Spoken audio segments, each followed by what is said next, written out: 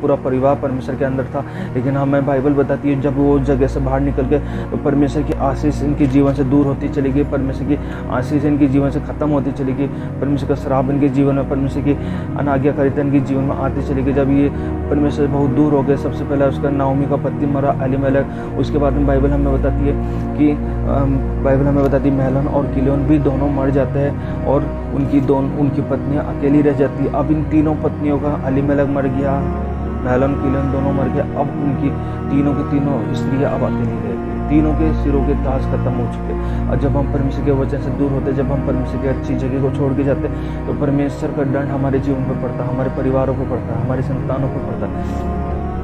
जब ये परिवार वहाँ से निकला था, आशीषित परिवार था, लेकिन जब ये मोआबिन देश में आए, वहाँ रहने लगे, कुछ समय तक रहे, लेकिन जब इन तीनों के सिरों के ताज खत्म हो चुके, अब सिर्फ यहाँ पे ये 3 स्त्रियाँ रही है। और 3 स्त्रियों के रहने के बाद में बाइबल हमें बताती है वह 3 स्त्रियाँ ही अकेली रह गई, इनके सिरों के ताज खत्म हो